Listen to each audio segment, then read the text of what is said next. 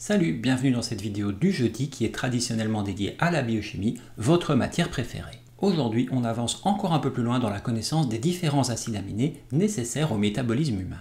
Et aujourd'hui, vous serez peut-être un peu étonné de voir le nom de cette vidéo. Oui, parce que je vais vous parler du glutamate. Vous saviez que c'était un acide aminé, le glutamate? Bon allez, c'est parti pour les explications.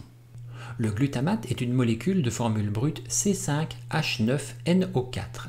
Comme vous pouvez le voir sur le schéma qui s'affiche actuellement à l'écran, le glutamate possède, comme tous les acides aminés, un groupement acide carboxylique COOH et un groupement amine NH2. C'est la structure habituelle des acides aminés, donc on peut le confirmer aujourd'hui, le glutamate est bien un acide aminé par définition. Mais comme vous pouvez le voir également, le glutamate possède un deuxième groupement carboxylique à l'extrémité de sa chaîne latérale. Il est donc chargé positivement, ce qui le rend plus facilement soluble dans l'eau et moins dans les graisses. Le glutamate n'est pas un acide aminé essentiel, il peut donc être synthétisé en quantité suffisante directement par le corps humain. Il n'y a donc aucun intérêt de consommer volontairement du glutamate pour se supplémenter. Mais justement, puisque je vous parle d'alimentation, voyons à présent les différents rôles du glutamate. Car comme vous allez le voir, on est ici face à un vrai couteau suisse du métabolisme. D'abord, l'utilisation que vous connaissez probablement, son rôle alimentaire.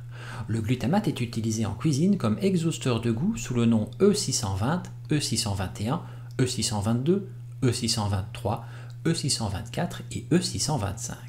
Il est responsable à lui tout seul du goût umami, le goût peut-être le plus décrié. Une dose de glutamate de sodium ajoutée dans la nourriture permettrait d'en améliorer le goût et de stimuler l'appétit.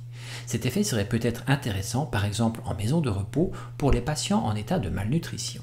À trop forte dose ou consommé trop souvent, il serait toxique pour les reins. Mais remarquez que j'utilise ici le conditionnel, car ceci est décrié et aucune étude réellement sérieuse n'apporte une réponse claire à cette question.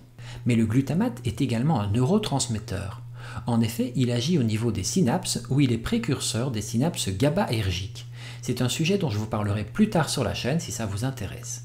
On soupçonne le glutamate de jouer un rôle dans les fonctions cérébrales de mémorisation, mais en trop grande quantité, il serait toxique pour le cerveau.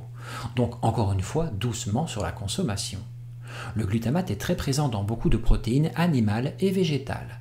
C'est même l'acide aminé que l'on retrouve en plus grande quantité dans l'alimentation.